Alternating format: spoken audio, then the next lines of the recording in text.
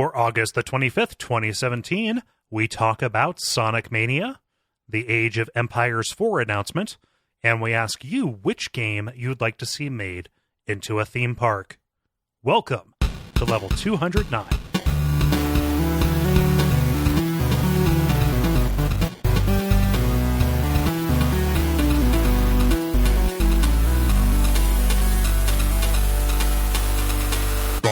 My name is Cole Ross. My name is David Maismith. I'm Jala Prendes. I'm Ben Merkel. And you are listening to The Level. It's a podcast for people who love video games. We just spent some time talking about how sick everybody is of hearing about the eclipse, but it'd be weird not to mention it on the episode. We're recording it the day after. It was fun. I don't think none of us here are in any place where it actually did an awful lot. In terms of making stuff. The sun weird. went away, but it got better. So the sun had a momentary lapse. Speaking about things like that, I happened to guest host on PlayStation Power episode number 33 about Lunar. Oh, I see what you did there. Yeah. Lunar, like opposite of Solar. Yeah. So, you can listen to me rambling about a thing I like for 2 hours, totally stunning Greg, George, and Joe with how much I geek out about that game, and talk to you about all of the vast differences between things and a lot of backstage, stuff about the production and whatever. So, I mean, if you are interested in that game at all, or if you just like to hear me talk about things, you can listen to that. I've dropped a link so that Cole can put it in the show notes. Yeah, you're like a scholar about the differences between I'm only kind of being half sarcastic about the differences between the main version on Sega CD and the Working Designs version, right?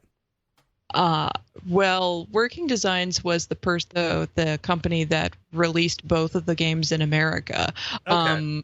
So the remake was just like they wanted to update it, and originally they were putting it on the Saturn, but because the Sega Saturn's hardware could only allow for quarter screen animation, and the animation and the story is such a big part of that game, they ended up switching it over to a PlayStation. So that's how it ended up on PlayStation. Yeah. So that's why I got to talk about it. I will never get to talk about Shining Force in any capacity anywhere, but I talked about Lunar, so you can listen about that sometime. Yeah. This is an open call for any Sega related podcasts that are in our Sega related podcasts or whatever. Yeah, I will totally talk about some Shining Force. But anyway, that was one thing, and I don't really want to monopolize everything, but I did want to say something else. I was going to ask you what you've been up to, because it's been a while since you've been on.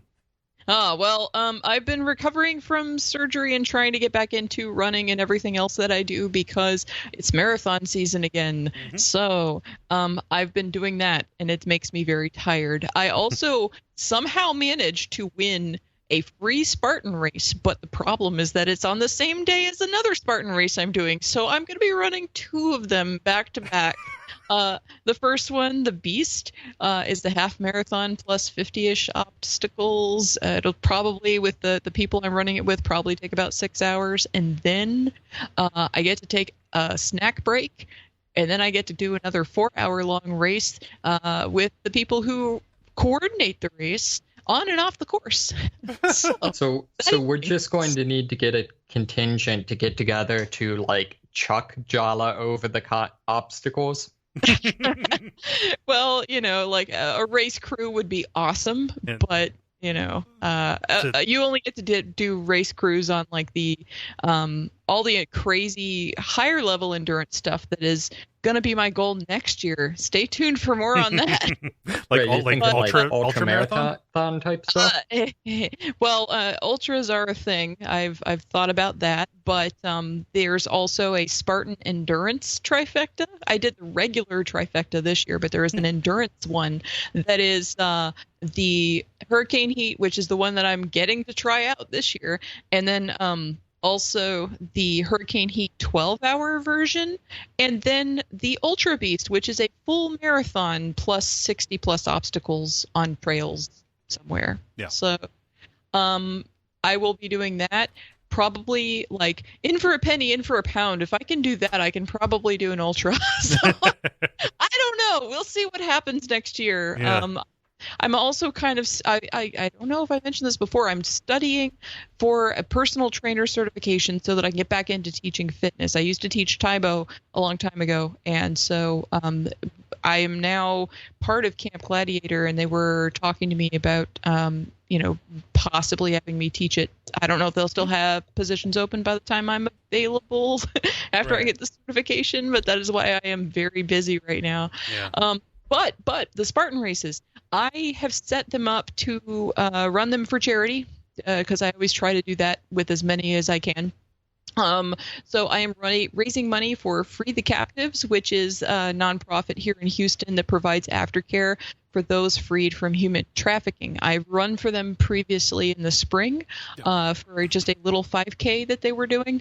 But now I am going to be out suffering for basically half a day outside doing Spartan things. So it's very, very hard and arduous. And so, I have dropped a link for Kole to put that in the show notes too, if anybody is interested in donating. I also have it pinned to my Twitter.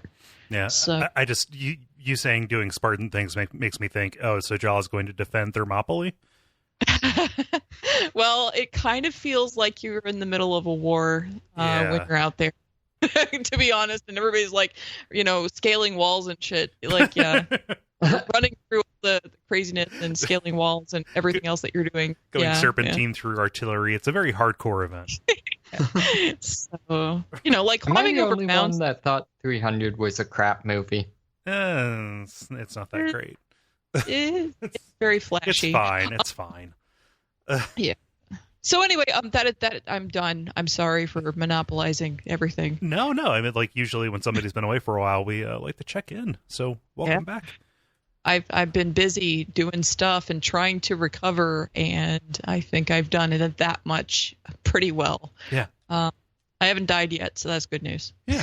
You're thermopolizing the banter. Oh jeez. God.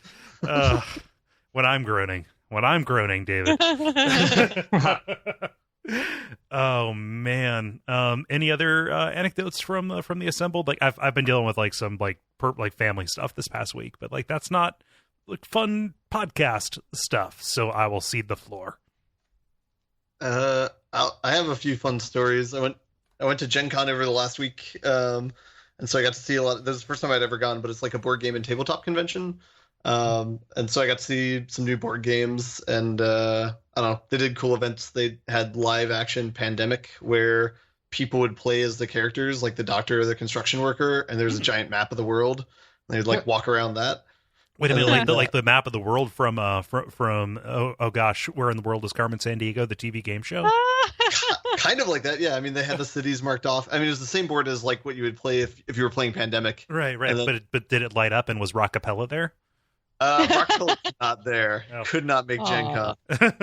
Nobody was even cosplaying as Rockapella. So. Oh my god, that would have been so awesome! You just like made me inordinately excited with all of that, Kole. Like, I don't even know. Okay, it was a good show. What? I was so excited about it.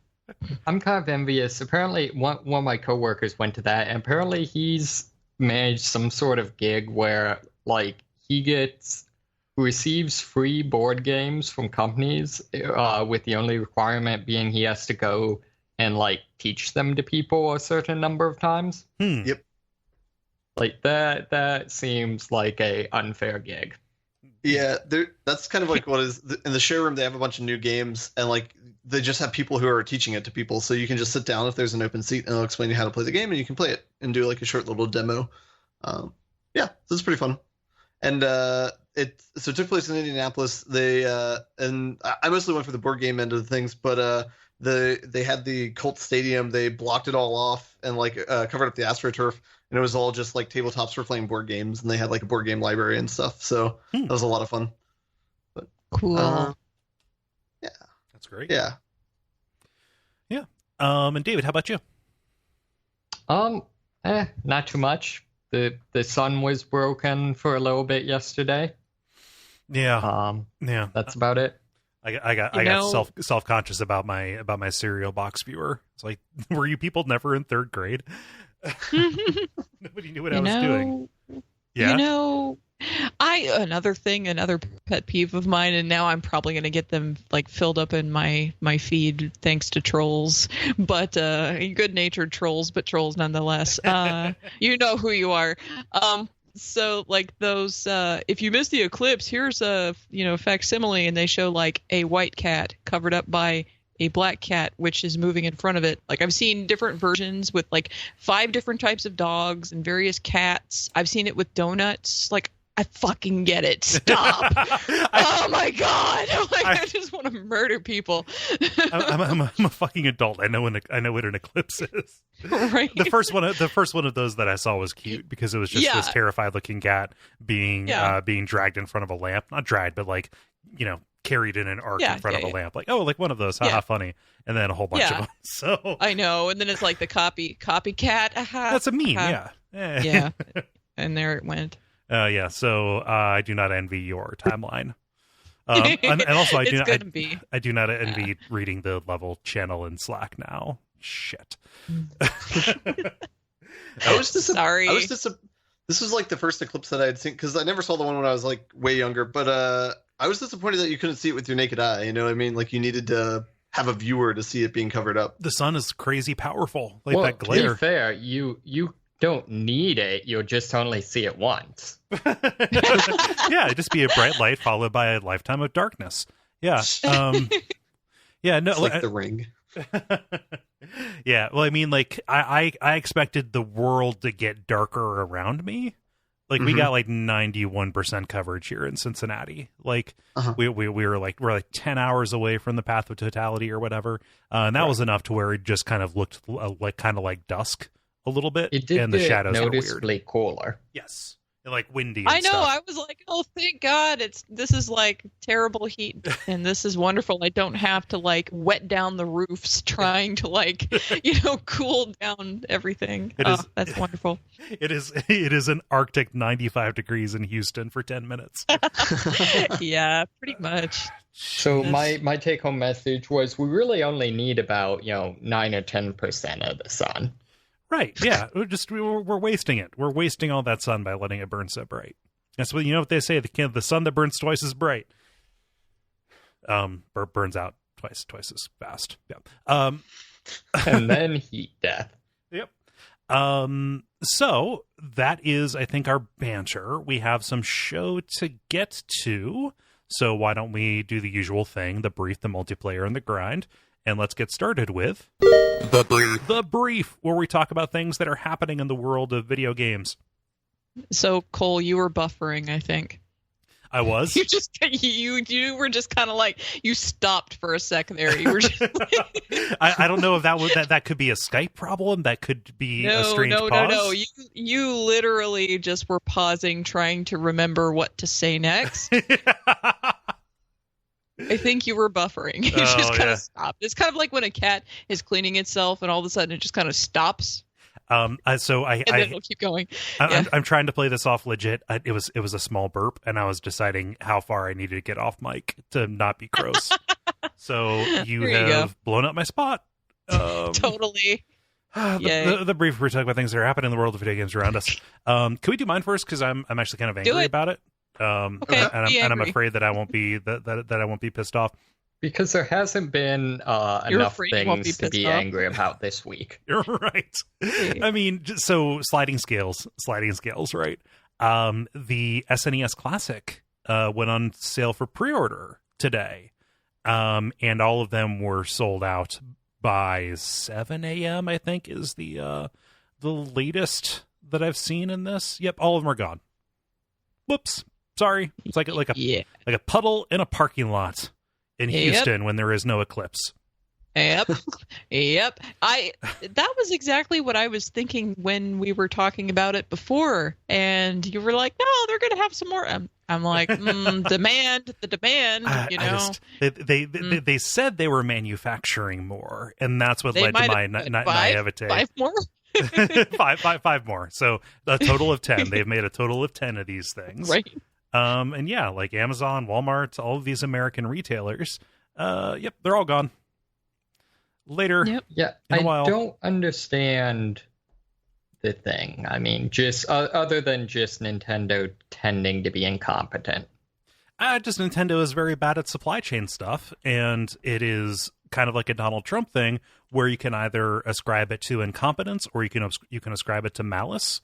So it's like, okay, do they not know how to do this, or are they actually constraining the supply of these things in order to make people care about them for longer?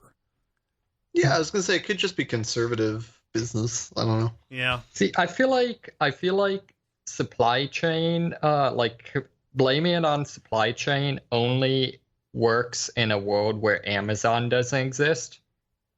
I mean, they're not ordering the little bits and bobs off of Amazon to put them in a case. Oh no, I mean like going to Amazon and being like, hey, how we do the supply chain. Yeah, I'm thinking more of like how do they even like supply chain in terms of how do they manufacture them and get them to Amazon, like not in terms of like distribution to the end user, right? Okay. Yeah, that's what I So mean about it that. only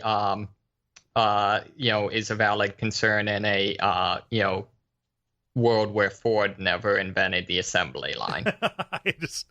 I don't know. It's very it's very confusing, especially because they've put out they've given press outlets some time with them with the actual unit and showed off all these features like their save system where it actually records a whole minute worth of gameplay, so you can come back like right at the most advantageous place, like by scrubbing through it. Having these like little border frames you can put around, which feels a little bit cheesy, but like those save spots actually turn into the clips that are used in the demo mode as well. So you can actually see like this rotating thing of all your save states in all these games. Like, seems kind of cool to me, and I would like to have one. But by the time I got my little Amazon bloop on my email, when I was up and around getting my coffee this morning, nope, it had already been sold out for an hour. Yep. So. I don't know why you're talking about this thing that nobody's going to be able to get. I might as well be talking about reverse engineered the first one. I mean, it's called OpenEMU. It's on Mac. Like, there is that, but I want the physical thing. Damn it. Yeah. I might as well be talking about unaided human flight. So you're right. It just sucks. I wish that this wasn't literally the same story as last year. Yeah, it is. Yeah. It just feels too familiar. Yeah. So, yeah.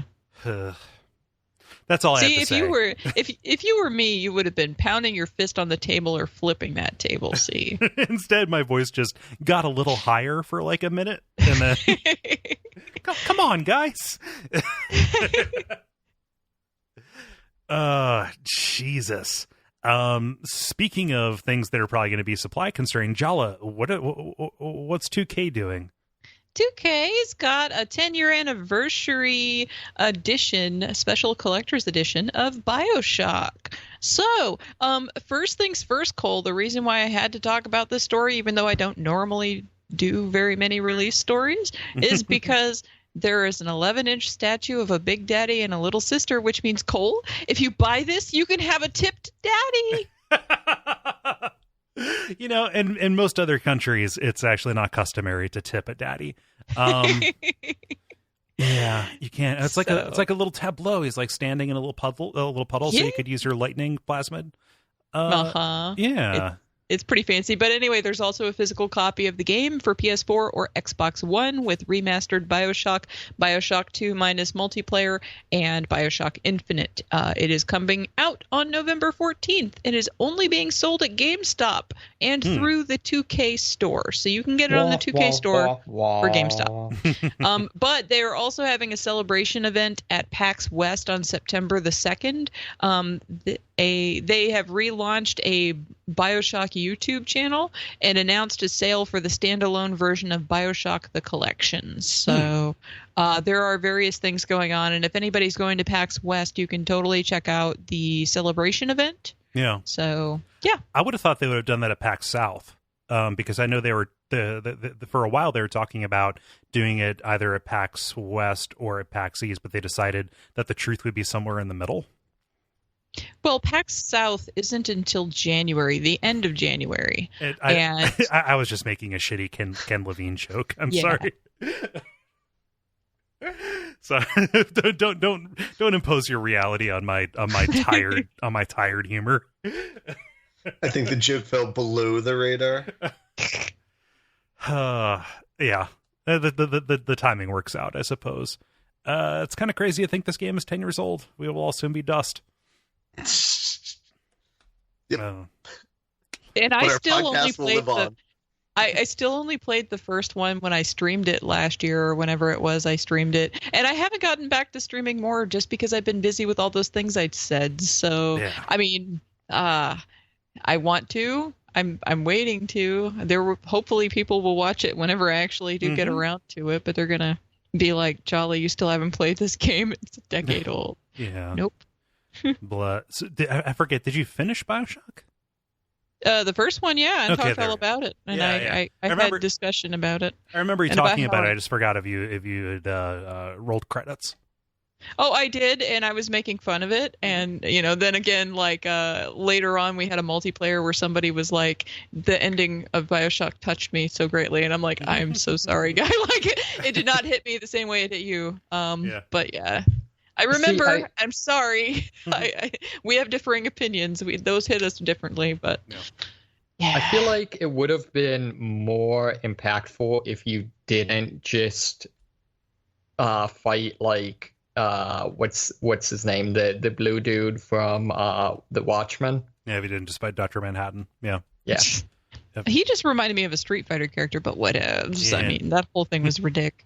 Yeah. I'm like, okay, this is silly. Yeah. So, and I will summarize what I thought about that. Basically, I was skeptical and I was making fun of a lot of stuff about it, although it played perfectly fine and I was having fun playing the game. Then I was just like, okay, you cannot just leave all this stuff a mystery and then story dump everything and expect me to be like on board with this shit. I was so mad about that. But I mean, it plays well. It's a fun game to play. It is a fun game to stream. But I was like, I kind of settled somewhere in the middle with it. Like, I played it consistently. I finished it. I liked it overall, but I also have a lot of fodder to make fun of it. So, Yeah, I think it was about 50% too long. Yeah. Yeah, but anyway. We can stop talking about this decade-old game and move on to like news. I'm looking at this. I didn't realize that the drill is motored. Yes, it's a motorized drill. No less. And like it has the mask lights up and it plays quotes and stuff from the characters. It is fancier than your tipless daddy. But my tipless daddy has character. Big Daddy had dialogue. Probably. I was literally Whale just sounds. I just audio clips. There we go. I said dialogue. Audio clips. Yeah, this just kind of makes me want a like a Mighty Max playset of Rapture, actually. Yeah. Oh well. If only we were segueing to the multiplayer. Ben, what's coming to PC pretty soon? Yeah, speaking of 10-year-old games, you guys remember Age of Empires coming out? No. They just it did. I think I remember playing Age of Empires 2. I don't even remember Age of Empires 3 coming out. That passed completely by me without me noticing. Yeah. Age of Empires weirdly was the game that the people that I knew who didn't play video games played. Yeah. Continue, I'm sorry. It's one of those weird games where you'll just lose like 6 hours of time and be like, oh no, I need to rethink my choices. But they announced this week that Age of Empires 4 is coming out. So it's being produced by Microsoft Games and it's being released through, let me get the company's name right, on Relic Entertainment out of Vancouver. So it's a changing of the guard, but they're apparently going to try and make the same sort of game. They released a trailer for it. It looks like it's set in colonial America, and it's like a lot of the battles are between like the colonists and the Native Americans. Yeah, I don't know. Looks interesting.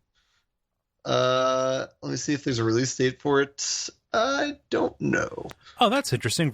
So I knew Relic sounded familiar. They were not the original developers because they disbanded after Halo Wars, I think. Relic is the team behind Homeworld, a bunch of the Warhammer 40K Dawn of War games, which I understand are quite good, and then also Company of Heroes and Company of Heroes 2. And Company of Heroes was kind of a similar idea just in World War II, right? Company of Heroes was very fiddly in terms of like squad movement, unit facing, and things like that. I think I associate Age of Empires more with like base building, economy management, and then just kind of like a more like throw as many dudes at the problem as possible kind of solution to I just remember stuff. it confusing me a lot about the scale. Like, what do you mean? I felt like it couldn't decide whether it wanted to be like Civilization or Command and Conquer. Are you talking about Company of Heroes or about Age of Empires? Yeah, I don't know. I mean, it felt similar. I have not played StarCraft. It looks similar to StarCraft, and it feels similar to Command and Conquer. But then it has history lessons in between. Yeah, I guess what I meant is it seemed like some of the time it wanted you to be like developing this kingdom, but then other times it's like, no, actually, this is small unit tactics. Yeah. I don't know. I haven't played enough of Age of Empires to have a real opinion. I just think it's kind of cool that this company is getting another bone. You know, I heard Age of Empires. That's pretty great. Oh yeah, Age of Empires and the expansion batter up. Yeah. That really shored up some of the imbalance issues in multiplayer. Age of Empires sounds like a much more interesting game, actually. Yeah. I'm positive there is a Kairosoft game that is like baseball management sim thing. It would play just like every other Kairosoft game, but it would be super cute and super Japanese. What was isn't there that soccer manager game? Oh, Football Manager XYZ, yeah. Yeah. Very popular game. There's always somebody on my friends list playing it. Yeah. Huh. I don't know.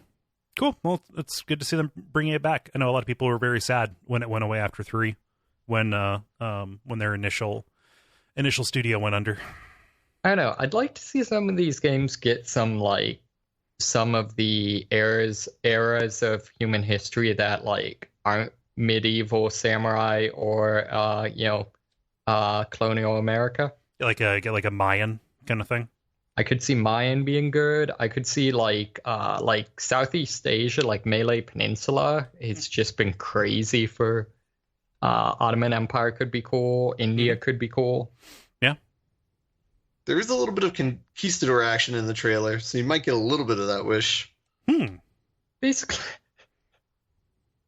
I don't know. It sounded like you like broke down crying. No, I was about to comment on the game's apparently only caring about history of a certain ethnicity, but then I mean that is a perfectly valid criticism of those games. It's like, wait a minute, all of these things I just suggested have something in common. Something very much so, yeah. Huh. David, what is this story coming out of the CBC? Yeah, so kind of interesting. Basically, some scientist people did a study where they did brain scans of the hippocampus, which apparently deals with like memory and particularly spatial memory. Spatial, yeah. Yeah, and they were studying people who had no prior history of playing video games, or I assume they mean, not habitual, as opposed to like, have you ever played Pong? Mm-hmm. Did brain scans of them while playing action, like first-person shooter games, and then 3D platformers, and found that in first-person shooter games, people could be broken up into two groups: those who navigate via landmarks, and then those who navigate via habit. So, would just learn by autopilot, taking certain lefts and rights and things like that to get where they wanted to go. Yeah, like internalizing either a space or a sequence. Right, exactly. And found that the group that navigated by internalizing spaces showed a statistically significant decrease in gray matter. Like they were burning through it? What it seemed to be is that they were using a part of the brain associated with habit forming, or with habits, as opposed to the part of the brain associated with spatial reasoning. And basically, since they were running on autopilot, that the unused part of the brain was atrophying. Huh. Which something I kind of wondered is as opposed to all of the time when I'm driving or vacuuming or something like that on autopilot, apparently. So I'm not sure about that. But then what they found is that, on the other hand, people who were playing 3D platforming games that are all about spatial reasoning are actually showed a increase in gray matter in that area. Huh.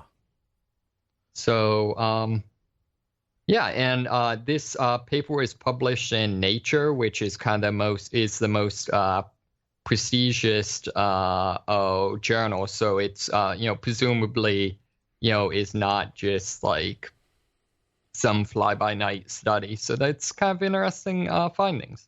Yeah. So make sure you play games right, or your brain will die. Yeah, exactly. Yeah. And don't judge the 12-year-old screaming at you on Halo. Their brains are just broken. Well, I mean that, like, we're talking about the hippocampus here, not the prefrontal cortex or the amygdala, either of which would stop that in a fully developed human being. Yeah. Yeah, but really, can we call those fully developed human beings? Well, they're children. I guess that's what I mean.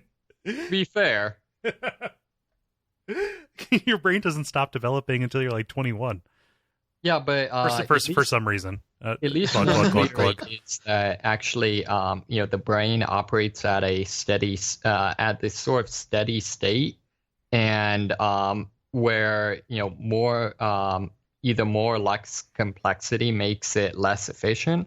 So one theory is that one of the reasons that children are less intelligent than adults is simply because their brain hasn't yet developed the number of connections necessary to have that optimal degree of connectivity.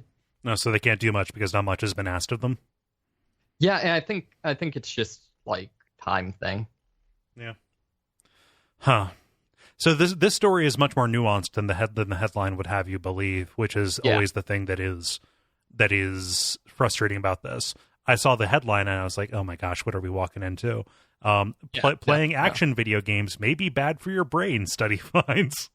Bad brain, sad brain sad now games. Yeah, no, it's much more a, certain kinds of thinking that are basically encouraged by certain types of games. May affect how your brain specializes or whatever. Did they set out to test video games, or did they was that just the easiest way for them to test this particular kind of thinking, either by habit or by landmarks? Sure, I think they were setting out to test video games. It sounded like kind of a studies of like how technology affects the brain sort of idea. Right. So one of the interesting things they comment on was speculating that having like in-game waypoint systems and like GPS and stuff like that could actually make the situation worse. because it encourages you to not pay attention to landmarks. Yeah. Which means we should all go back to playing original EverQuest. Yeah. Go to Morrowind, right? Yeah. Or just play Dark Souls. Yeah. Yeah, exactly. What are you, our multiplayer section? I kind of wonder now, could I still find my way around Freeport? I'm sure you could. Yeah. Ben, you're the one who's played the most first-person shooters here. Yep. What kind of navigator are you? One on the podcast as well. Oh, jeez. I was going to ask you, of those, do either of those two styles of play match the way that you approach, Call of Duty Modern Warfare 2? Honestly, the first thing I thought is where does Rocket League fall in this study? You do a little bit of 3D manipulation with trying to pick your trajectory, but it is also has the same sort of flavor as a competitive sort of game. So right. And you're navigating the same courses, right? Like the same arenas, but they change every time because the actual arena itself is nowhere near as important as what the other people are doing. Right. Yeah. Yeah. And I mean, I don't know. There's similar things going on with Call of Duty games as well, where you're even if you're looking at a mini I don't know. I don't know anyone who looks at the minimap in the competitive multiplayer. You memorize the map after a certain point, and then it becomes more of what is this person trying to do, and how can I predict what they're going to do, and then try and react to it. Yeah.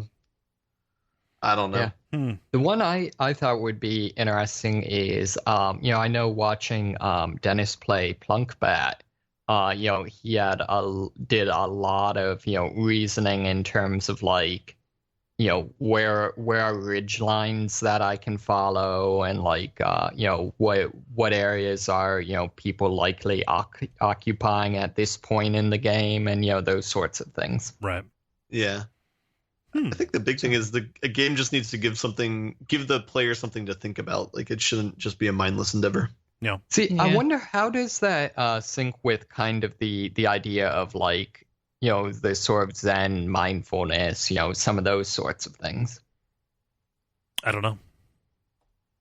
I mean, I think that it would probably mindfulness would probably lean toward the landmark side of things because you are trying to accept as much information as possible and contextualize it. Yeah. Or be as present as possible and not fade. Huh. So maybe that's the thing is don't think, but be present. Yeah. That sounds like a brief to me. Yeah. Multiplayer. Now it is time for the multiplayer, where we ask you a question and then you answer it. Jala, what is the question that you asked the nice people? On behalf of Michael Pren, if you could construct a theme park based on a game, what would you choose, and what rides would you build?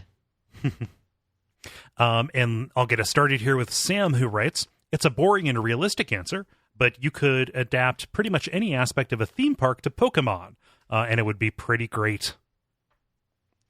This is not my answer, but it's pretty close to it. I specifically would want a Pokemon Snap ride. Ooh. That would be kind of cool. Yeah, a Pokemon Snap, safari ride, right? Yeah. Cool. Where you got printouts of your best pictures at the end. Yeah. That would be cute. And then they could charge you $15 for every one of them. Oh, absolutely. Yeah. I mean, your memories aren't cheap, They could also make a custom Pokemon Go theme park too, right? Where if they could tag all the spots and actually make a narrative to it as you go through. Yeah. And then it would all, shut down and fall apart. A lot of people would be very sad outside in Chicago. Yep. Yeah. Speaking of Chicago, David, what does Michael say? Michael says, I want a Shadowrun themed park. Dirty, gritty dive bars, cyborgs, shady supernatural creatures, and slimy corporate stooges scuttle through dark alleys. All the rides could be jobs, quote unquote, you pick up from fixers in hidden corners of the park. Man, I love the setting of Shadowrun. You're describing like a Westworld kind of thing, but for cyberpunk with trolls. I could get into this. Yeah. I'd be down. Yeah, I don't know that I have anything else to add. No. Ben, what does Chase say? Chase says the Legend of Zelda games have a lot of variety that would lend itself well to theme park zones. Use Ocarina of Time as a basic layout, but represent as many games and locations as possible through attractions. Raft Ride for Wind Waker, Lon Lon Ranch Restaurant, Spirit Tracks Monorail. That's awesome. The centerpiece for the older folks would be an ARG using an app on your phone to track your location and give you puzzles based on where you are in the park. Beating these challenges will result in access to a secret area in the park themed after a major location in the games. Temple of Time, Inner Sanctum, Sacred Grove, etc. And potentially secret restaurants and gift shops as well. This sounds awesome. Yeah. Right. See, the first thing I think of when I hear this suggestion is I just want to immediately like sword some grass. Well, I mean, that's how you handle what is it, like landscape maintenance. You don't actually hire people; you just give away sharp implements to the children. You have a room you could go in and just break a bunch of pots and then exit. Right. Oh gosh, and you get the bill on the way out. Yeah. Yeah. Hey, well, they do have those anger management rooms where literally you just go in and break shit. God, I love a rage isn't room. that I the love a exact rage room. Opposite of a healthy way to deal with anger. It's a fun way to deal with anger. That kind of answers the question. Jala, what does Greg say? Greg says, I think both 3D Fallout and Resident Evil would make great attractions. Either a haunted house or a mini adventure one where you and a friend get to explore a ruined area, get jump scares, and shoot bad guys. So here's the journey that I went on because, Greg, I don't mean to blow up your spot, but you spelled haunted house. And then in my head, I pictured this. That was not a mistake. I pictured this fantastical scenario about some kind of media property called House Hunters, and I ran with it for about 3 or 4 words before I realized that's totally a show. But I was picturing pith helmets and elephant guns. Yes. This one has 3 tool sheds. We're gonna leave her alone.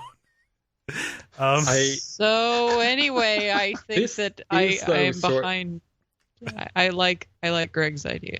Greg's idea this is sort of what I'm hoping comes out of the Microsoft HoloLens.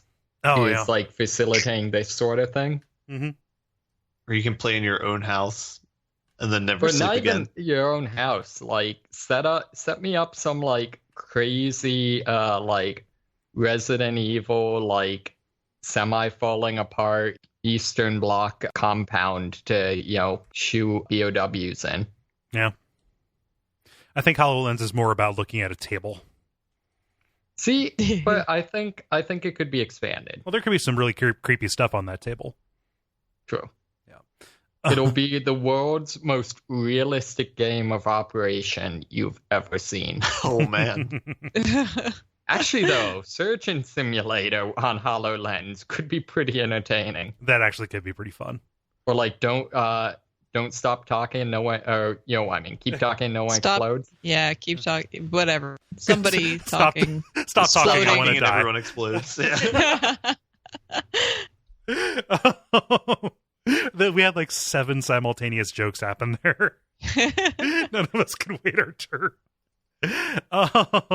Stewart writes, Grappling Hook Land, featuring areas based on all the best video games with grappling hooks. Yeah. And when you come in, you get three free shoulder resettings, but then after that you have to pay per one. They have stations where you can go get that ball snapped back in that joint, back in that socket. Yeah. Oh, man. I think you could approximate that with some zip lines. And a zip line is fun. I like a zip line. Yeah, I was going to say, that's pretty much zip lines. I mean, except you have to have the gratification of actually shooting the grappling hook itself off. Otherwise, it's not no-go. I need to pick. I need to, calculate the angles in my head. Yeah. David, what does Franz say? Franz says, obligatory Dark Souls mention. Most visitors will never leave. He also has a second one. Followed up and said, or Secret World, either an exact replica of the high-end amusement park from the second zone, or a Lovecraftian horror/conspiracy theory themed park stuffed with ARG scavenger hunts. I do have to say, how has Lovecraft World never been a thing? Like, that would be so easy to do amazingly. I've seen Lovecraft-themed haunted houses. We went to one of those in Portland last year. Huh. That worked pretty well. I could see that. But like a whole park, no dice. There's no, like, Disneyland Innsmouth edition. Yeah, but I feel like that would be... I don't know. All I'm saying is I want to go to a park where I can get me some unholy rites. Ben, what does Juan say? Juan says, obstacle course meets trampoline park meets zip lines for a crazy Portal-esque adventure. Maybe throw in some Nerf guns or targets you have to hit with in motion to set off a portal that lets you in to the next sequence of puzzles. I'm totally 120% behind this one. I'm down for it. We need to make this happen. Yeah, this seems like something you would see on, like, a YouTube video, where, like, someone got together and made this. I like the idea of mimicking the part of the puzzle where you have to shoot the floor to fall through the ceiling by having two identical rooms stacked on top of each other. Yeah, I was thinking that as well. Yeah. Yeah. And like, you couldn't shoot a portal wherever you wanted to, but they could have preset portals and you could determine which one you wanted to open up by shooting the gun at, like at the portal to open it up. Just open the door, right? Mm-hmm. Yeah. And again, you would have not a shoulder resetter, but a knee right direction maker. That's the best and most technical term. Yes, a knee right direction maker. Ben, you already said Juan's. Jala, what does Gordon say? Sorry, I muted for a second so I could type a thing down. All right. I'll go for the easy answer and say Sonic, with roller coasters aplenty, maybe some water tubes mixed in for variety, as long as you're gotta going fast. See, I feel like every Spartan race is just a normal person playing a Sonic level. Yeah.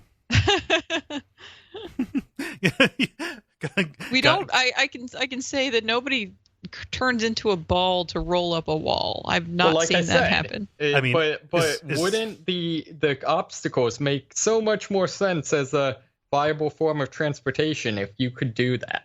Right. I think what we're running up against here is some potential, let's say, game-changing new strategies. Hey, the Salisbury flop is a thing. Lord! The Salisbury what? That's like the modern technique that people use for high jump, where you do like the sort of pseudo backflip over it, as opposed to the Fosbury flop. So whatever. Yeah, you described a kind of steak. I'm fine with that too. I am sticking by this statement. Got to go this fast to ride. Statement. Yep. Let's hear. David writes, Final Fantasy. You might call it a mistake. David writes, Final Fantasy Crystal Park. Entrance is the Cornelia Gates. Roller coasters are various airship chases. Choco / Mog Forest for the little kids. Golden Saucer Arcade. Final Fantasy Tactics themed tavern. Final Fantasy VI Lethe River Water Ride. And Hakuoki Manor, FF14 Haunted House. I think I would just want to play the card game from 8. Yeah, I would like that as well. You also have a Golden Saucer as an arcade. Give me that casino. I don't even like gambling, but that feels much more in line with what that place should be. Yeah. Awesome. David, what does Nick say? Nick says, Plunkbat's Paintball, PlayerUnknown's Paintball Battlegrounds. It's the most dangerous game without the whole death thing hanging over you.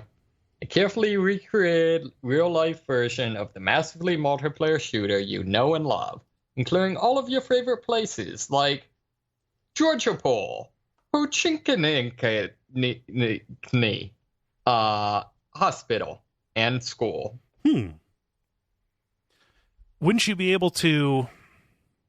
You wouldn't be able to actually achieve this because the circle getting smaller isn't something you could replicate in real life unless you had just like a matrix of like posts and lights and have have that set as the boundary or the banner and have people set up to watch it. But if it was what's that? Tear gas. Jesus. They could have real airstrikes. Yeah. But they could probably have some kind of like migrating King of the Hill, right? Where like, okay, everybody's taking the tower now, and now everybody takes the river, stuff like that. Yeah, this seems like one you could actually kind of do. Yeah. Yep. Let's see. Ben, what does Jeremy say? Jeremy says, I'd pick a turn-based franchise, either Civ or XCOM, etc., and attempt to replicate a turn-based experience. Customers would wait in long lines, only to wait further as each ride or attraction stops and starts as they wait for their turn. Why? 2 reasons. 1, just to see the look on people's faces. 2, do a producer's style scam where I make a bunch of money when the park closes almost immediately. See, I like this. You're playing the long con. So not to be like preemptively, stealing some grind, but I know one of my coworkers that went to GenCon mentioned like life-size like Catan and stuff. I kind of want to see people do life-size XCOM. That would be pretty cool. Yeah. Except when everyone dies. Yeah. Oh, man. Jala, what does James say? James says, the economical answer is Kingdom Hearts. Just organize an anime cosplay event at Disneyland. Bam! Instant theme park. And my response to that is the laziest answer ever. But it's awesome because it requires very little effort. Oh, absolutely. It's also awesome because of all of the zippers. I mean, it's the laziest answer, but it's all that makes it the one that is most likely to happen. Like, I'm positive when Kingdom Hearts 3 comes out, there is going to be something done. Going to be a Disneyland. cosplay event. Yeah, for sure. It's just very strange, even now, like 17 years later, to think of Square being in bed with Disney. And this answer just makes that more surreal. Yeah. Yeah. How is Disney not bought Square yet? Because Square owns other places. I don't know. Maybe they just don't want to be in the game business, which they've gotten out of pretty hastily in the past. Yeah. Let's see. Jonathan says, I'd love to see a Columbia up in the clouds, referring to Columbia from Bioshock Infinite, without the racism. Jonathan continues, lying on the beach in the cloud or zipping around on skyhooks sounds like fun. Going from the most plausible answer to the least plausible answer. I think it sounds awesome, but yeah, hard to do, of course. But I don't know. Zip lines, though. The zip lines are the answer to most problems. Yeah. I think that's going to solve a lot of our public transit issues in the future. Zip lines and funiculars. That's actually a legitimate thing, though, is like ski lifts, essentially, but are just like horizontal and just go to downtown. Like, that's like a legitimate proposed form of public transportation. Yeah. We'd find a way to ruin it, though. I live in a place with hurricanes. Yeah. It just gives people a good launching position. Let's see. David, what does Javier say? Javier says, Metal Gear Land, a place where everyone gets a box and a calorie mate. I mean, if that's the case, my apartment would be Metal Gear Land. I've got a shitload of Amazon boxes if you want them. They're not man-sized, but you can pretend. I've got some ramen if you want.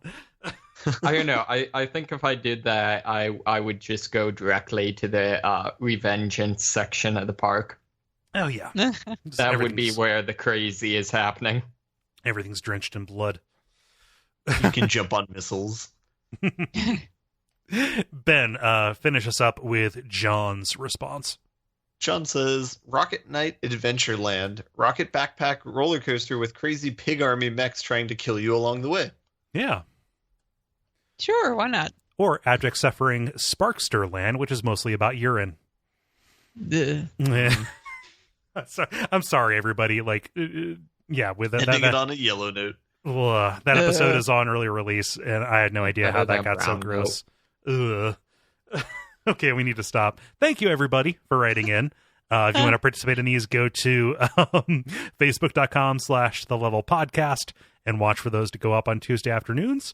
Often, most of the times, thanks to Jala and Dennis. Jala this time, thank you. And also thank you, Michael, for submitting the question. Woo. Are we going to give ours? Oh, shit, you're right. Yeah. I forgot about that. I was rushing us along untowardly. Pokemon Snap would be like the bride. I don't know if a Pokemon Park would be my entire thing. I would like to see a recreation of the Gone Home house. Ooh, there you go. Kind of cool. Yeah. That seems plausible at the very least. David, how about you? Sure. So that's really tough. I think like the Secret World type thing or the Shadowrun thing, actually I'm going to adopt those ones. Mm-hmm. Although I think one thing, this is a little bit off topic, but I have always thought would be fun to do for like a CrossFit / Camp Gladiator / Spartan race type thing is at least CrossFit does a lot of themed workouts, and I always thought it would be fun to do reps of a climbing wall and then one of those like mechanical bowls to basically be the Shadow of the Colossus workout. Oh man, that's awesome. Yeah, Shadow of the Colossus Land. But what you're describing is like you would have to do that on some kind of like weird conveyor belt or treadmill system with a VR helmet on. Yeah. Maybe some horseback riding. Yeah. There you go. I mean, by horseback riding, do you mean one of those porcelain horses from the front of a Kmart? Yeah. Or maybe a merry-go-round. Merry-go-rounds are underrated. Ben, how about you? So also going with the recreation of the theme park in Silent Hill 3 would be pretty awesome. Oh, dang. As long as it doesn't kill you. But yeah, like especially the fun house, like the haunted house, that'd be awesome. I'm surprised you didn't advocate for like real life Rocket League, because that seems at least semi-plausible. I think there's a GIF of this like happening in Russia or somewhere. It would have to be Russia. It's like a crane is the goalie, and it has like the arm to try and knock a ball out of the way, and then everyone else is in cars. Oh, wow. Yep. Yeah, this one I'm seeing, it's a backhoe that is the goalie. Nice. Jala, how about you? I gave it a lot of thought, and really more than a theme park, I kind of just want a big ranch. I want someone to genetically engineer chocobos or summon the large moa birds back from, like prehistoric days a la Jurassic Park so that golden saucer chocobo racing can be a thing. Yeah. Or maybe they could do grunties. But anyway, if I have to have a theme park that's made specifically, I would say certain parts of Resident Evil 6 would be good, like the minecart level, or, Jake and Sherry's is mostly trying to get away from stuff, so that would be like a fun, ride. Like that could be turned into a really fun ride. And some of the other crazier action scenes could be really good as 3D video rides, which, those are a thing. Also, another thing that would be cool that I'm interested, that nobody said, is Mario Kart. That would be pretty cool. Mario Kart would be awesome. Or, you could just give me like an island with a bunch of people on it and we'll pretend we're doing Uncharted or something. I don't know. It's fine. So by give you an island with a bunch of people, you mean give you an island with hundreds of people to kill? Yeah. Yeah. It's fine. I mean, that's essentially like I'm pretty sure you can make that happen in a lot of South American countries. Oh Lord, please no! You're gonna hit South America and be all depressing again. Yeah. Oh. I don't know why I'm laughing at depressing, but yeah. I'm kind of surprised that no one has done like a kart racer type thing with power-ups. Yeah, like that could be a thing they could do. They could do something really fun with Mario Kart. That would be great. Most go-kart situations I've been in have been kind of low rent. It is combination go-kart and batting cage. And those are good fun. I'm not turning my nose up at a go-kart and batting cage. I would go do that right now. Right now, god damn it. Well, the essentially to do Mario Kart, some of them I could just imagine Rainbow Road being kind of like somebody is taken a blacklight mini golf place and just transformed it into a Mario Kart, crazy level. I'm thinking it'd be real easy to do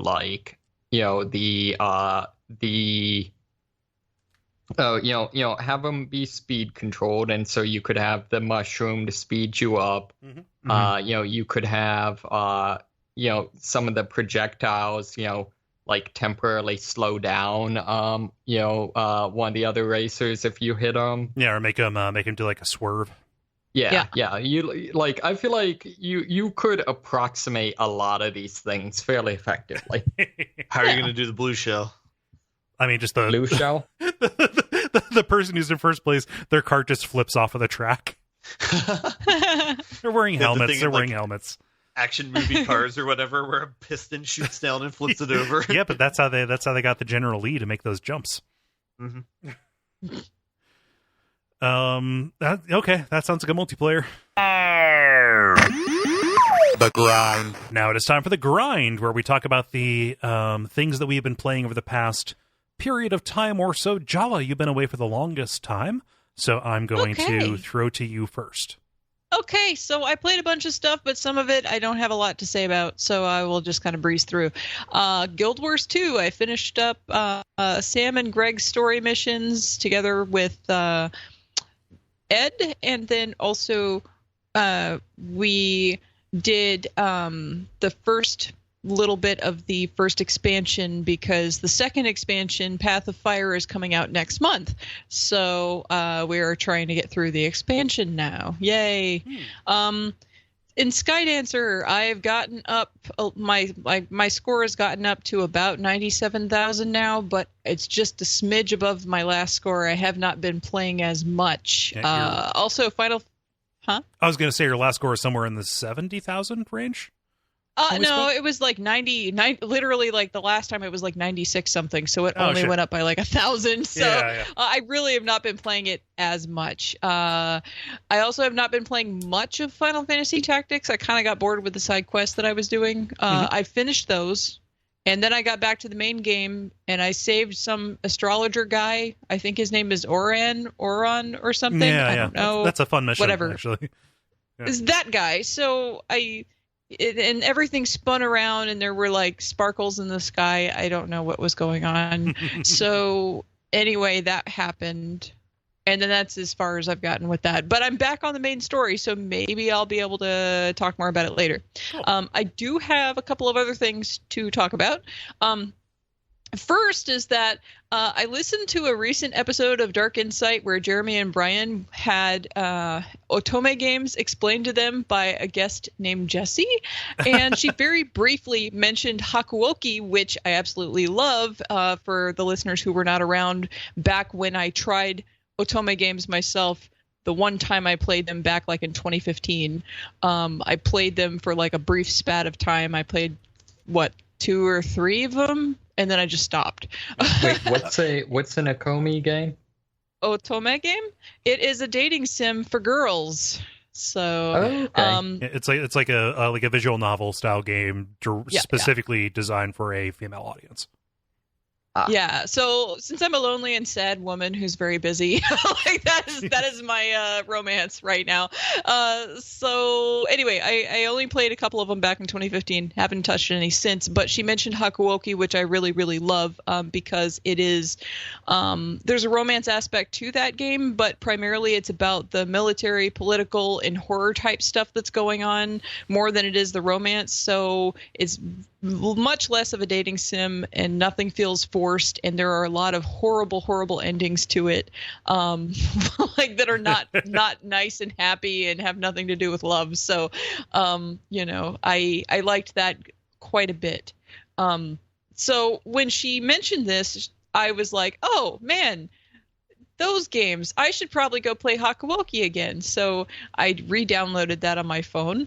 And then I also was like toggling around in the App Store, and I pulled up a couple of freebie dating sims too, just to, go for it. And so I found out, like, one of the games I had played back in 2015 was Destiny Ninja. And there's a Destiny Ninja 2. So I picked that up along with Ninja Shadow. So all these ninjas are romancing me now on my phone. It's great. So it's the romance of the 3 anime ninjas because, I've got these 3 different apps. Anyway, Destiny Ninja 2 in particular feels extremely forced. Like I'm a 13-year-old that's role-playing out my favorite anime and shipping my favorite pairing so hardcore, regardless of how unrealistic it would actually be. Ninja Shadow is less ridiculous and actually cribs so hard from Hakuoki that one of the notifications that popped up on my phone actually used the names of 2 characters from Hakuoki in it, even though those character names are not in Ninja Shadow. I don't know what the hell was going on with that. So that was interesting. Anyway, yeah, it doesn't get nearly as complex as Hakuoki does because Hakuoki is actually based on very, very, very, very loosely on actual historical events. So, but it does take some of the similar aspects of the scenario and uses those. I'm sorry, go ahead. Go ahead. I was going to say, are all of these Hakuoki at all, are they based in feudal Japan? Or are they they kind of vary up the subject matter? Hakuoki takes place during the time period when there are guns coming to Japan. Okay. And things like that. It is when basically like when guns are, and Western culture in general is starting to kind of invade right about that time. Ninja Shadow also takes place around that same time period, I want to say. Destiny Ninja is like a fantasy world, so that doesn't have any bearing on anything. Right. And anyway, I started up Hakuoki, right? Because like I played these other things, and I basically, all I've been doing is mostly laughing at these things. Like I legit have played some of Destiny Ninja, and I'm just like face palming so hard and going, oh my God, they are trying too hard. This is ridiculous. Ninja Shadow is not that bad about all of that. Like it actually has a storyline, and again, the romance part is kind of backseat to what else is going on. But the main storyline in that game is not, again, it's not really as complex. It doesn't have as many moving parts or as complex of characters as Hakuoki does. So I'm finishing it up, but I'm probably just gonna like delete it off my phone after I go through it once. But I started up Hakuoki again, and just listening to the music, I had such a strong emotional reaction that I started crying, and I felt like I should save a replay of that game until after I finished up these ridiculous ones, because then I'll have like even stronger appreciation. Yeah, for how it lands it better. This is so much fucking better. Yeah, so... Yeah. I also re-downloaded, just for shits and giggles, the original Destiny Ninja, intending to reread the storylines I'd already played through, but ended up picking a new character, and I hated him. He's stupid. And so I just deleted it off my phone again, and that's where that went. So yeah, like this basically is all leading up to, I will probably be playing Hakuoki again, which will be exciting for me because I like that game. It's weird that both of us got this jag in us at roughly the same time, it feels like, because I have also been, I want to go back, I want to play Steins Gate Zero, and I have been watching the anime again to get myself up to the point where I will play that. That is not an Otome game, but it's a kind of a similar kind of feeling. Yeah, because like there's definitely romance aspects of that in that one too, but it's not the main thrust of the game, if you will. And I had to. So that is all I'm going to say about the ninjas on my phone. But the most exciting thing that I've been doing is I played some of In Verbis Virtus. Now, I mentioned this game a while back when I was talking about Last Word, because both of the games have speech as part of the mechanics in different ways. Last Word is an RPG where, like, your battle system is made up of, conversations where you have different elements of speech that you shoot back and forth during this verbal battle with someone. Right. And, that's an RPG Maker game. It's cute and it's interesting. Real light, real breezy. This one, though, is a fantasy adventure game where you use a microphone and speak spells aloud in order to cast them. You can use the in-game language, Mahaki, or you can use English. You can basically change that option in your settings.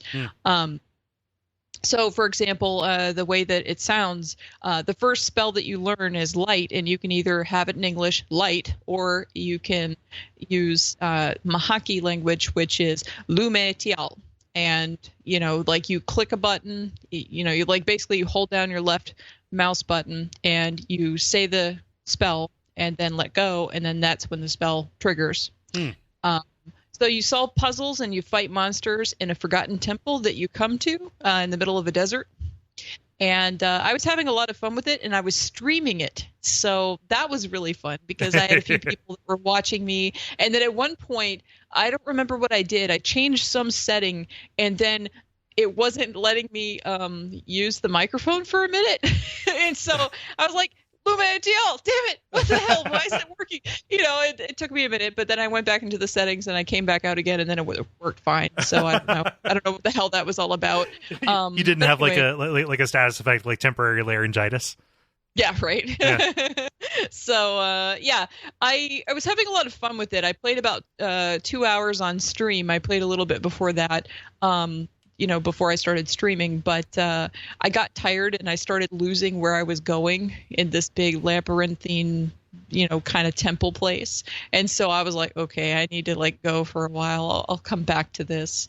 But I do have it archived on my YouTube, which is now youtube.com/Jala-chan. Thanks to all of you lovely people who subscribed so I can get my brand back on point. You did it. You can Yes, you can find me at Jala-chan on YouTube, and you can watch me in more places. Yeah, even more places. So yeah, you can watch me play In Verbis Virtus. It's really cool. So a little bit more about it. It was released in early 2015 on Windows by Indomitus Games. It was an early release in 2014, so it was apparently their first game. The one they are working on currently is called 5 Minutes Rage, and it's a 2.5D hybrid party game and shooter where you play 5-minute matches that are 2v2, 1v1 to get a ball to a goal using lasers and guns. It's currently in beta, so that's a totally different thing than what this In Verbis Virtus is, so I have no idea. But anyway, I really want to play more of this game. I was having a lot of fun with it. Mm-hmm. So I'm hoping that maybe this weekend I will get some time. Yeah. So you can, since all you guys have subscribed to me, you can get the notification and come watch me on Twitch. Nice. Or watch the archive on YouTube. Yeah. Whatever. So I wasn't clear on this. Are you using the game's language? Are you role playing, or are you shouting light at the screen? I'm using the game's language. Okay. I defaulted to using Mahaki, the language that's in the game, and so to use the light spell, I say Lume Tial because that is how you say light. And there is a command that's one other thing, and then there's a beam of light that's a different one. And so far the only critters that I've come across are these a horde of scurrying things that come out of the dark at you, and you have to shoot a beam of light at them to kill them. Okay. And those little bastards will fuck you up if you are not careful. You have to aim for them just right and get them from back a ways. But anyway, I was searching for the next part to unlock, and I got to see some weird magic lady in a space-time adventure area. I don't know what was going on, but she had she was a booby lady, and one of those glowing booby ladies that doesn't have any clothes on, but has like weird light tendrils coming off of her body in places, and I don't know. Sounds good to At me. least that's all I remember about it. I have a screenshot somewhere. You can find me on Steam at Jala-chan and go look at my screenshots. Nice. So, yeah, she was trying to tell me the secrets of the universe or something, but I was giggling about her blue boobies, and that's as far as I got. I mean, to be fair, all of us would. Yeah. So that's all. That is all I've been playing. That's funny. Cool. I don't know that I have any questions. I'm happy that you're role-playing it because on a stream, that seems to make sense. If you were just doing it by yourself and saying all of these crazy names, that would be a different story. Well, and then it's like immersion reasons. I mean, yeah, here's me giggling about, whatever her name is, blue boobies. But, at the same time, I'm reading all the texts aloud when I come across these books, that the character is finding. Like, you're apparently some kind of scholar from this civilization, and you're trying to uncover all these secrets in this temple and everything. So, I mean, like, there's this whole backstory and a bunch of stuff going on. So, to me, it just seems like a cop-out to just be like, light. I mean, yes, I have to write it down on a piece of paper and look down and go, how do I say, what is this spell, but, at least it's not super complex, it's just like a couple of words. It's not, like a sentence that you have to use, like you have to do a spell chant or something. Yeah. So, yeah, it's pretty cool. Yeah. I think I'm going to go. Oh, go ahead, Ben. I was going to say that's a cool way to teach you another language. Like, I don't know. Yeah. It would be if it were a useful language. An existing language, yeah. Just learning like the Cantonese word for light. Yeah. You really know that word by the end of this. Yeah, right. So. Yeah. I'm going to go next because I have a new one, but it's also going to kind of be brief because I had to be playing stuff on Portable this past week. I ended up buying and playing Sonic Mania. Ooh. Huh. Yeah. Bought Sonic Mania on my Switch. And boy, it's kind of a hard game to talk about because it is very obvious that it is made by people who have a lot of love, affection, and reverence for the first 3.5, screw it, let's say 4 Sonic games. So let's say Sonic 1, 2, 3, Knuckles, and Sonic CD. To the point where, aside from the animation and the fact that some of the levels are different, look different, have different tile sets. If you looked at a screenshot of this, aside from it being in 16:9, it would look identical to one of those old Sonic games. That's a good thing? I think so. They're beautiful games. I like how colorful they are. I like the design. They have picked like really good stages to like take and update. So the idea is like, what if there was just a Sonic game that came out after all those other ones did, and there was not this horrifying 20-year period of them walking 1,000 false paths, and they just gave people what they wanted, which was more of this. Now, like, I don't know how great I feel about the fact that it plays almost identically and looks almost identical. That seems kind of weird, but then again, I'm also somebody who has complained about how far they've gone astray, So this could be like a monkey's paw kind of thing. The way that they have improved it is they have visually made the animation a lot better. Like the sprite animation in this is really, really good. And that animation is used to very good effect with kind of like putting new navigation doodads and obstacles into these levels.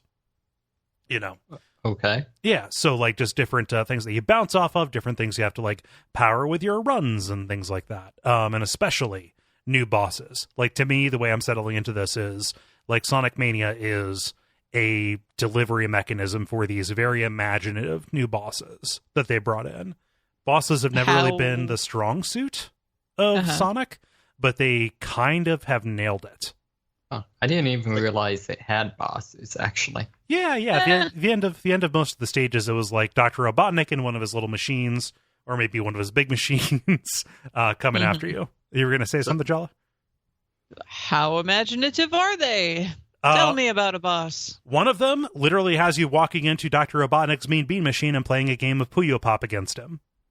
Oh, okay. Well, that's recycled. But it's a little recycled, but it was very in that context, it was strange to just be like run, and then all of a sudden I'm here doing this.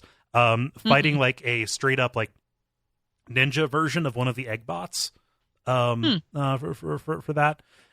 Different kind of like trash compactor bosses and things like that. Like, I don't want to like spoil all of them because like they're all kind of nifty and they play pretty great. It's fine. Yeah. I just wanted to know how creative they were. That's all. Yeah. Even if the Puyo Pop one isn't creative on its face, it definitely does catch you off guard.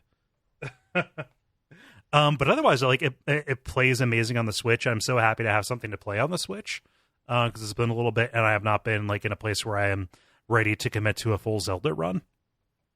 But yeah, it looks amazing on that. I've only played it in portable mode. I may throw it up on the high definition TV, but I don't even really feel the need to. But yeah, it's like super fast. Technically, it holds together really well. There's no like frame rate issues or something, which is a real concern actually.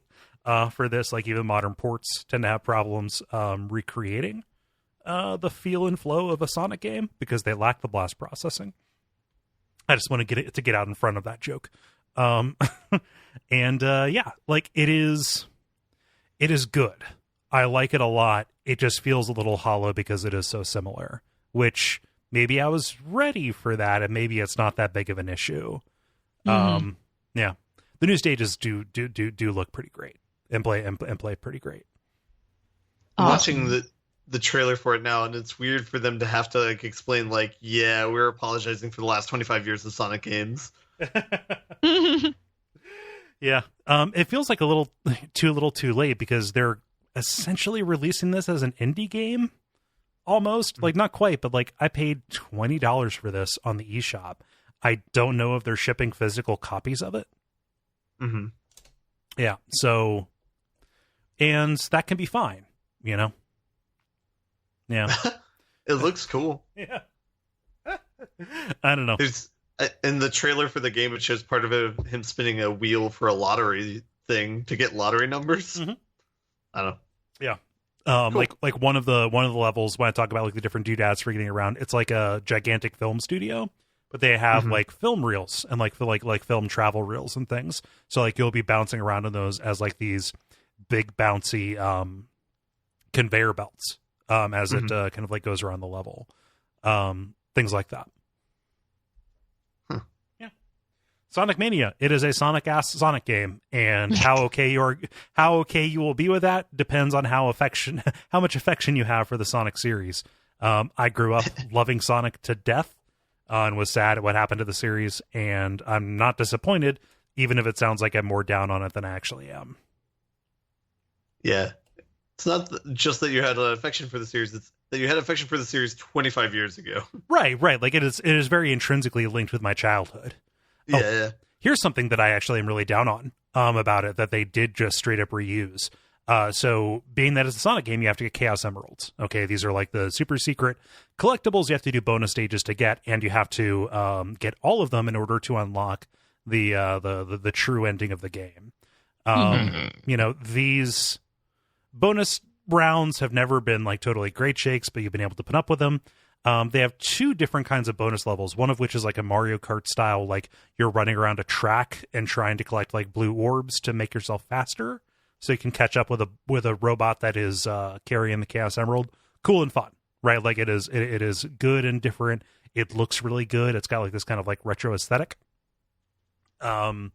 However, for the other one, which is far more common because it is the one that you find on the like over top of the checkpoint post when you have enough rings, it is straight up just a lift of the bonus stages from Sonic 3 and Knuckles, where you are running around on this gigantic checkerboard sphere, and trying to collect all of the blue orbs while avoiding the red ones. Huh. Yeah. I don't like these very much. They they play very fiddly. That is not a word, but I was committed to it, so I had to say it. They're pretty slow. They frustrate me in general all around, and it sucks to see them reproduced with almost no iteration. There are a couple of different little like things you can there's a new orb that'll launch you over some stuff, but that's about it. It is otherwise exactly the same thing. And it's like, man, I'd rather you not have those than just bring them forward wholesale. Yeah. Yep. Sonic Mania. That is my answer. Yay. Yeah. David, how about you? Sure. I actually haven't been gaming a whole lot. I've been kind of just doing a kind of low-level grind on Fortnite still. Still some of the a lot of its systems are starting to get kind of grating. So I'm kind of putting that on the back burner. But I've still been playing through West of Loathing. Oh, yeah. So I just got to Frisco. You're near the end then. Or Fresco or wherever. Yeah, Frisco. Yeah. Frisco. Yeah, like you're in the last third of the game. That's kind of a thing. I've been doing a lot of the robot things. The El Vibrato? Yeah. Yeah, those were in Kingdom of Loathing too. I'm just been kind of trying to figure out some of that. Some of that kind of those puzzles and stuff.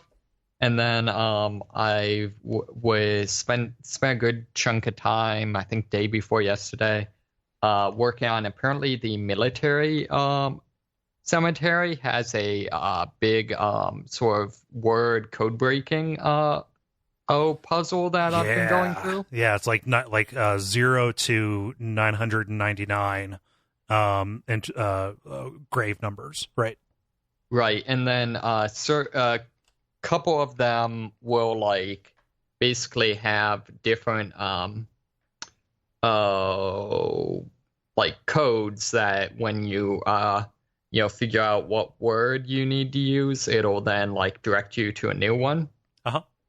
And so I've made it through the cycle once, and it's unclear to me if it keeps going or not. So I'm figuring that out. I kind of forgot that existed. When I first got to it, I just went to grave number 69 and grave number 420, and then left on a lookout for further clues. Yeah, and I know 420 works, 13 works. I know 69 is the someone who was in the like whatevereth innuendo division. Yeah. So yeah, a number of them works. I'd be interested to see, like, once the wiki gets filled out, like how many of the numbers are actually references to things. Yeah.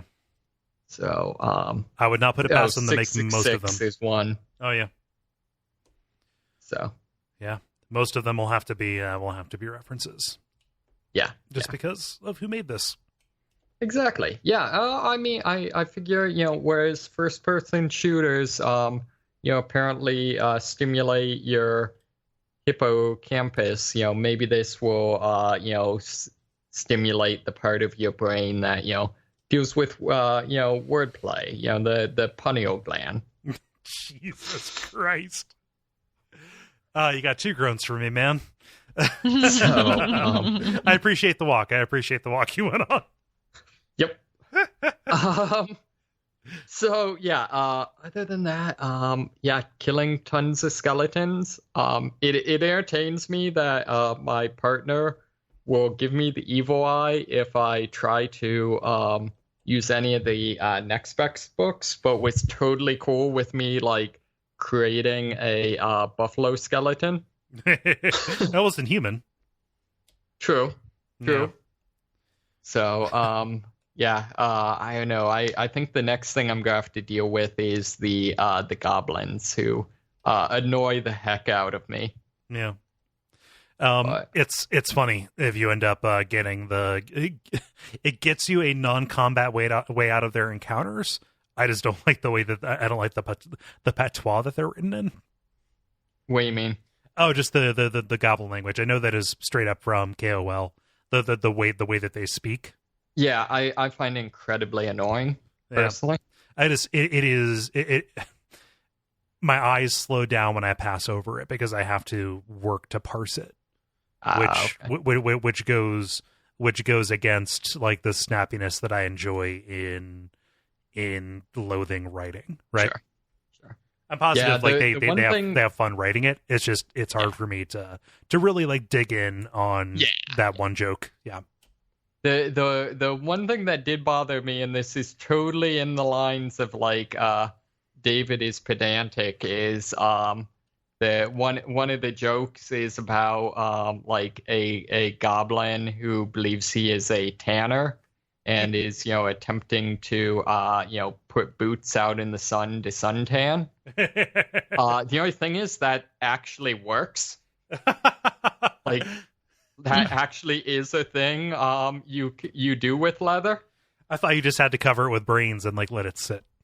Well, but it's still skin. So ultimately, like if you think of the kind of reddish brown of like kind of stereotypical Western like leather, that's called saddle tan, and that's just what happens naturally when you leave leather out in the sun. Huh. So as a side note, the tanning salon gets really, really confused when you say, no, I don't actually want to get in the tanning bed. I just want to put this leather in there. You have to find a tanning bed who is down, who knows what you're doing. Right. It's like, no, I'm totally not a serial murderer.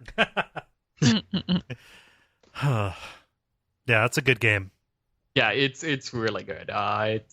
You should file a bug report about that joke, though. Yeah. Make more work for Kevin. Yeah, exactly. That's ultimately our goal here. Right. No, I am interested to see if again being somewhat vague, but if the doll, if there's any further payoff with that. God, I wish I used the doll earlier. Nice. What is the doll? Without. Yeah. Somebody's got to ask. Yeah. There is a burned down ranch that you can go to near the first city in the game, where events can conspire, and by that I mean you could ignore a bunch of warnings and let loose a haunted doll on the world. I'm not going to give any more details about the way it articulates because it's very good. But okay, well, there's a haunted doll in play. This is obviously a new side quest. And I saw a couple of references to the havoc that the doll had created, even as far west as the coast. However, like if I had unleashed her earlier, then I would have been able to see more of it. It sounds like the Weird Wasteland equivalent of this game. Maybe. I didn't do to be fair, this game basically is the Weird Wasteland equivalent of this game. This is the weirdest wasteland. Oh, yeah. Anything else about West of Loathing? No. I mean, this is one of those games, like, all I can say is just, like, I really recommend it. I feel like, other than just being like, hey, let me explain this joke that was funny. Yeah. There's not much I can say about it. I feel like it bears iteration. Like, we should say it again. You do not need to be familiar with Kingdom of Loathing in order to get this. This is not like sandbagging at all. It's not like saying like, oh, just get over it and get into this thing. I don't even know if it's that great of a path into the Kingdom of Loathing kind of universe because it feels so separate. Obviously, the quality of the writing is similar because it's the same people. Trust me when I say that you do not need to like know anything about this world other than it's stick figures and it's funny. Yeah, I would say like a lot of the jokes are that do reference Kingdom of Loathing are more just poking fun at like them being cagey about like to what degree they are referencing Kingdom of Loathing, if that makes sense. Right. I can only think of one joke you wouldn't get, and that's just in one of the Spittoon dialogues he references, this is the second most disturbing thing I've ever written after the bondage gear made out of clown skin, which is an eye equipment item from Kingdom of Loathing. I love like the Spittoon sections have to be one of the highlights of games this year for me. Yeah. But I didn't. I never got to the clown bondage thing. So. Yep. So I did. I saw that as just another joke, which is that literally is the thing. Yeah. But that just speaks to like, references to Kingdom of Loathing will just come across as jokes to you, and it'll be fine and good. Yeah. Cool. Well, Ben, round us out here. What have you been getting into? Yeah, there are a couple I wanted to throw out from GenCon that were interesting. They had like a VR station set up there. And so they had demos for Resident Evil, which was cool, which we've already talked about. But they also had one for a Batman VR game, which I had not heard of. But it's like PSVR? Yeah. And I haven't, and I didn't even look up anything about this game, so typical level reporting on my end. But it looks like it's made by the same people as Rocksteady because the graphic quality looks the same. But what it is like what I saw is like there's one scene in the Batcave, and you basically grappling hook from computer terminal to computer terminal. And then once you're there, you're just kind of in a stationary position or whatever, like interacting with the terminal. And then you like go out into the field or go out with a Batmobile, and like you do basically like a crime scene investigation. So it's a lot of, again, standing in one place and kind of like pointing like, oh, I want to go over here and investigate this area sort of thing. But it looked really good. So I was impressed by the video quality of it. I only saw that for like maybe 2 or 3 minutes or so. The other game that looked really interesting in VR is I saw Star Trek Bridge Crew, which is it's kind of like there's the one phone app game that I think we've talked about on Space here. Team? Where, it's like that. So each person like has their own computer console, except you're role playing. Like one person's like the engineer of the group. One person's in charge of like I don't know, directing which way the ship's flying. One person's the commander, and they're telling what everyone else should do. The surprise mechanic of it is when people want to get other people's attentions, just waving their hands wildly in the air is a lot of like the entertainment and comedy of the game. You just see people sitting at their computer terminals, like turning their arms in very freakish ways. So. But that was cool to watch. It was an interesting like application of VR. Yeah, Jeremy wanted to stream that during the Jala thing, and that didn't end up working out, but I was kind of looking forward to it. It looks like a fun game. So once 4 VRs are bought on this planet, then we can play it. We will quest far and wide to gather them. On the 4 corners, yeah. So all that was cool. Stuff that I've been playing at home, regular, boring Rocket League, Magic sort of stuff. Cool new game is I started playing Uncharted: The Lost Legacy today, which came out today. Oh, is? So I've only played a chapter in. It's good so far. I mean, the world looks really pretty. So I mean, it looks like a Naughty Dog game. I don't know how long it is my only concern. I did look up, I think there's like 9 chapters of the game, and the first chapter is only 15 minutes long. So typically Uncharted games will usually get longer and longer as it gets into the meat of the story, so I'm hoping that happens here. But I mean, so far it's good. It's I won't spoil anything. Not much has happened anyway, but I mean, yeah, the graphic quality is really good. It's a lot of like walking around on rails. They're slowly giving you the tutorial of how like the controls are. Like this is how you vault. This is how you take someone out silently. That sort of thing. But yeah, How do you think they have handled the first Uncharted game without a Nathan Drake? I think it's fine. My first impression of it is that Chloe seems like an actual character. Like it seems like in my from Uncharted 2, it seems like she was very much like she seems like she was more sexualized than that one maybe. Or she was a prop like, in 2 a lot of the time. Yeah.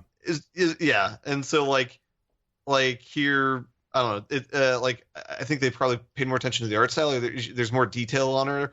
But now it seems like an actual character and not just like I don't know. Yeah.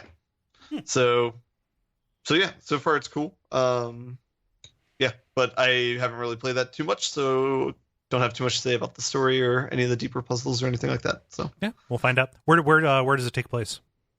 I don't know if it spoils it or not. It takes place in a foreign location when you start the game. Okay, cool. So it's not in Boise. It's not in America. Okay, cool. Seems a little kind of want to excessive. see Uncharted Boise, although wouldn't that just be like National Treasure or whatever? It'd be like going down to the local museum, maybe finding finding a good food truck. That would be interesting for Naughty Dog to make a game like that because it would still be a beautiful environment. It would be so detailed. So Naughty Dog did they did The Last of Us, which is in America, but they have the added benefit of it's like, oh, it's destroyed beauty, like it is this familiar place that is diminished. Mm-hmm. Yeah. Huh. Cool. Well, you'll have to say more about that next week because I assume you will have it done. Probably. Maybe. I'm not holding you to it. It's not an assignment. I was going to say, it's not homework. that's your homework. I did not mean for it to come out that way. I just know that you play games quickly. Yeah, I think I'll probably go through this one quickly. It's a pretty game. Cool. Awesome. Well, did you have anything else, Ben? There is Batman and Robin-esque fighting in this Uncharted where you can punch somebody with another person in coordination. Sorry. You said punch somebody with another person. I just pictured like picking somebody up and hitting them, like hitting somebody else with your partner. Yeah, it's like gymnastic punching or something like that, where you'll flip over their back or something and then punch someone, or I don't know. Nice. That is one of the new mechanics that I've seen in this game, at least. Bringing back the old school like beat 'em up combo attacks. Mm-hmm. Yeah, like the QTEs. Yeah. QTEs and the CQCs and the... Yeah. All right. Well, that sounds like a grind to me. It's ground. So do you all want to button it up? Buttons. Jala said it first. The credit. Thank you so much, everybody, for tuning in for the 209th of the levels. We really appreciate it. If you want to come back, we're here every week, every Friday on the regular feed. If you want these early, you can go to patreon.com/Duckfeed.tv. And unless something has come up, I have been getting these edited and put out the Tuesday night after we record them. So if you want to get this news while it is still fresher, while this product is still hot from the pipes, then that is a way to do it. People seem to enjoy that. Otherwise, check out thelevelpodcast.com to see the show notes for this, to see both Jala's appearance on what was that podcast, Jala? I'm sorry. PlayStation Power. PlayStation Power, talking about Lunar, and also to see her donation page for her benefit runs coming up here later this year. Otherwise, ratings, reviews, tell your friends, all of those things. Am I forgetting anything? No. All right. So I am Kole Ross, and I can be found on Twitter at Kole Ross. I'm David Maismith at Harimau777 on GitHub. I'm Jala-chan in places. I'm Ben Merkel at Merkleby on Twitch. And stick around for some titles.